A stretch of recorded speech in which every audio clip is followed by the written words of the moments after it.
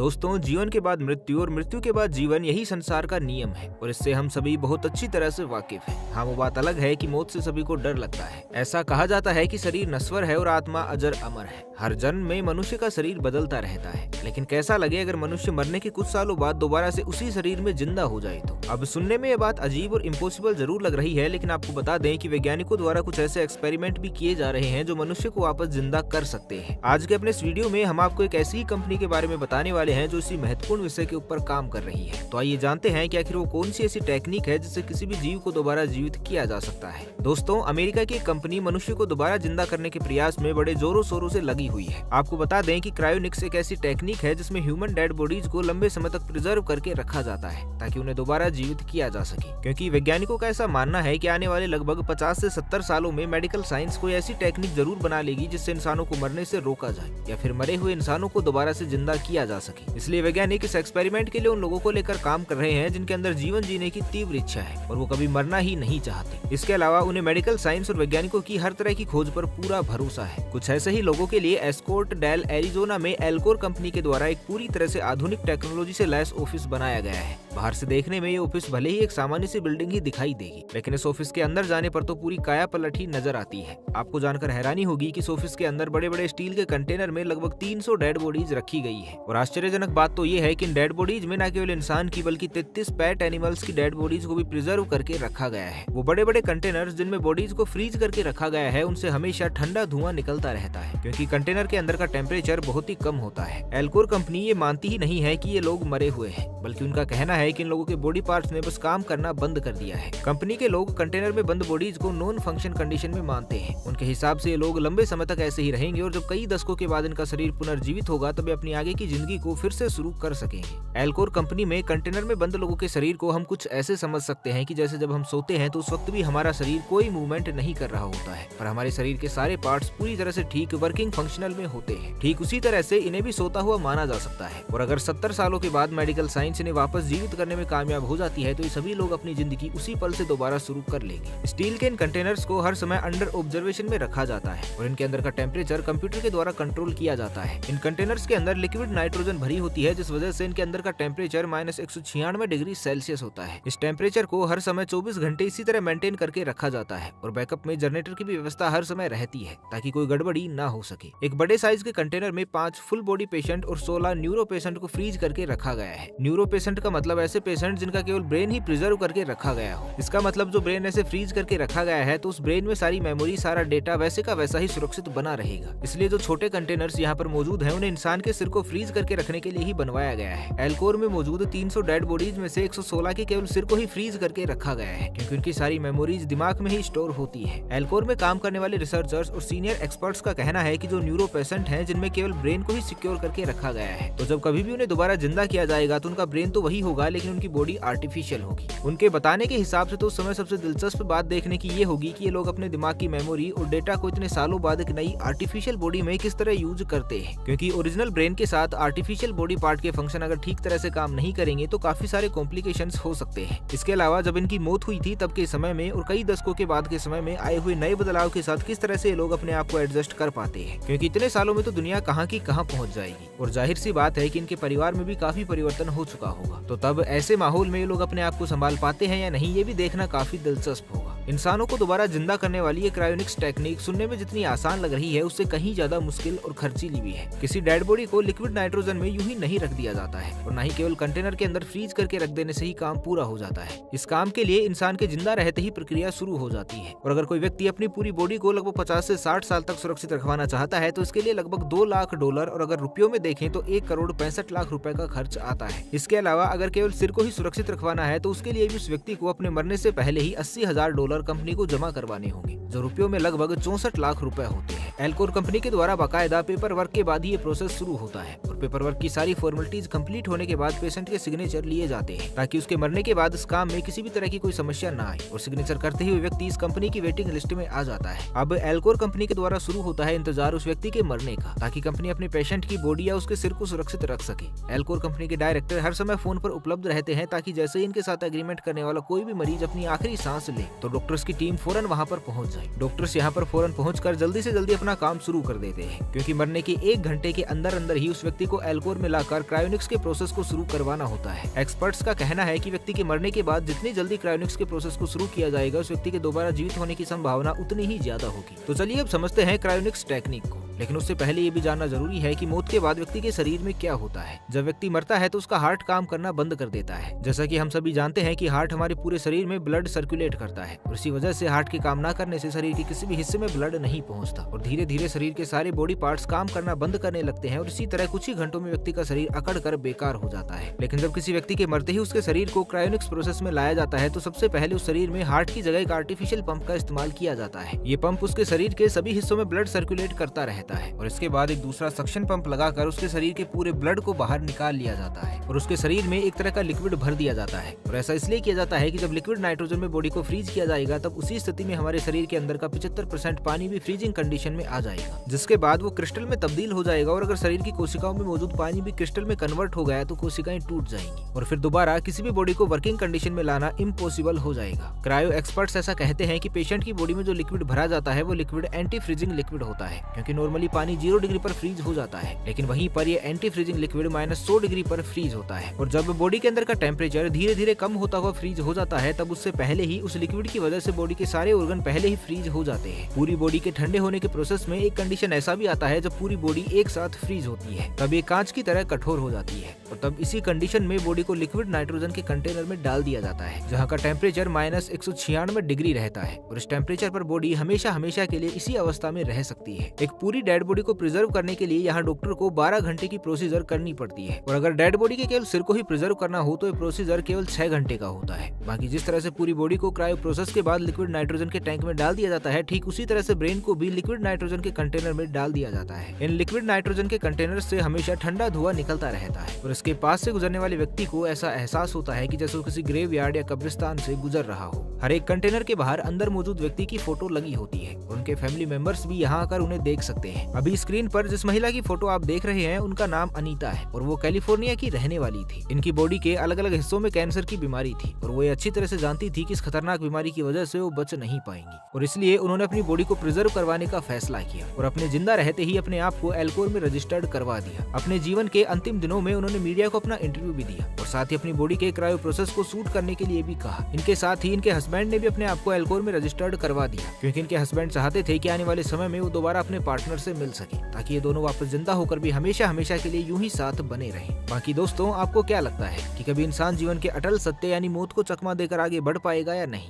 अपनी राय हमें नीचे कमेंट करके जरूर बताइएगा। बाकी आज के लिए बस इतना ही। मिलता है एक नई वीडियो के साथ, तब तक के लिए खुश रहे, मस्त रहे, हंसते रहे। भगवान करे आप सभी का दिन शुभ हो।